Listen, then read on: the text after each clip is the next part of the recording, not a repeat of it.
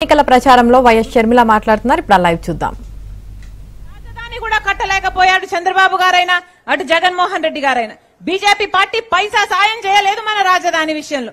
అసలు రాజధానే మనకు లేదు అంటే అది ఆంధ్ర రాష్ట్రానికి అవమానం కాదా? అయినా కూడా అదే బీజేపీ పార్టీకి బానిసలయ్యారు చంద్రబాబు గారైనా జగన్మోహన్ రెడ్డి గారైనా. అసలు రాజశేఖర రెడ్డి గారు ఉండుంటే కడప స్టీల్ ఫ్యాక్టరీ ఎప్పుడో అయిపోవును కదా.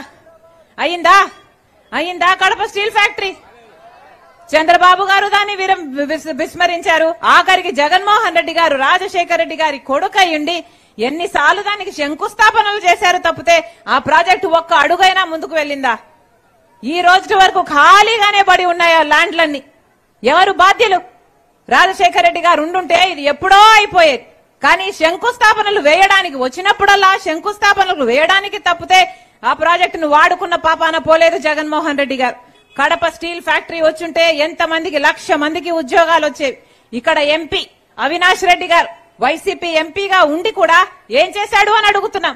ఒక్కసారైనా కడప స్టీల్ ఫ్యాక్టరీ ఎందుకు రాలేదు అని మీరు ఓట్లేస్తే గెలిచిన ఎంపీ అవినాష్ రెడ్డి ఎప్పుడైనా కొట్లాడా? ఎప్పుడైనా అడిగారా? Bengaluru to Kadapa railway line Rajasekhara Reddy గారు పదవిలో ఉన్నప్పుడు అధికారంలో ఉన్నప్పుడు మంజూరు చేపించారు.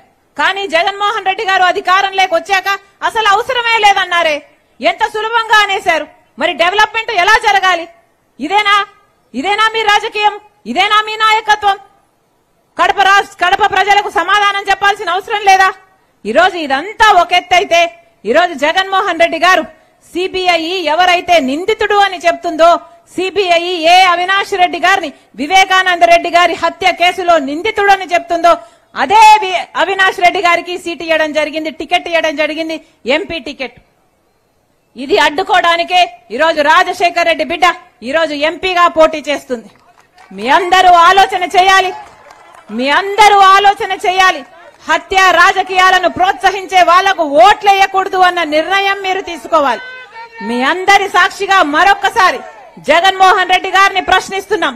సిబిఐ నిందితుడిగా చేర్చిన వ్యక్తిని మీరు టికెట్ ఎలా ఇచ్చారు? జగన్మోహన్ రెడ్డి గారు కడప జిల్లా ప్రజలకు సమాధానం చెప్పాలి. జగన్మోహన్ రెడ్డి గారిని అడుగుతున్నాం.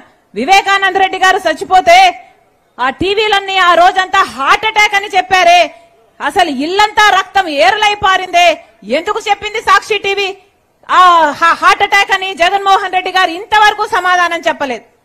జగన్మోహన్ రెడ్డి గారు సమాధానం చెప్పాలి.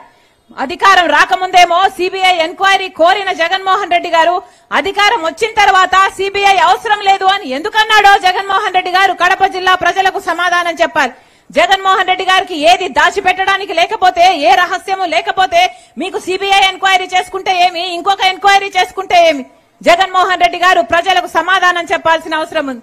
మరొక్కసారి చెప్తున్నాం, ఈ పోరాటము రాజశేఖర రెడ్డి బిడ్డకు, ఇంకోవైపు రాజశేఖర రెడ్డి గారిని చంపిన నిందితుడిగా పేరు ఉంచిన అవినాష్ రెడ్డికి మధ్య జరుగుతున్నది. ఈ పోరాటము న్యాయానికి అధికారానికి మధ్య జరుగుతున్నది. ఈ పోరాటము ధర్మానికి డబ్బుకు మధ్య జరుగుతున్నది. మరొకసారి అందరూ ఆలోచించాలి. వివేకానంద రెడ్డి గారి ఆత్మ శాంతి కోసమైనా సరే మీ అందరూ రాజశేఖర రెడ్డి బిడ్డను ఆశీర్వదించండి. ఎలాగైతే రాజశేఖర రెడ్డి గారు వివేకానంద రెడ్డి గారు ఎంపీలుగా పనిచేశారు. మీ అందరికీ తెలుసు. వాళ్ళ నాయకత్వంలో ప్రజలు ఎంత బాగుపడ్డారో మీకు తెలుసు. మళ్ళీ అలాంటి యుగం రావాలి అంటే నన్ను ఆశీర్వదించండి. నేను అందుబాటులో ఉంటాను.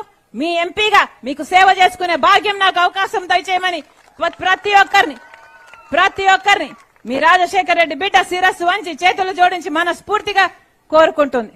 జోహార్ వైఎస్ఆర్, జోహార్ వైఎస్ఆర్, జై కాంగ్రెస్, జై కాంగ్రెస్.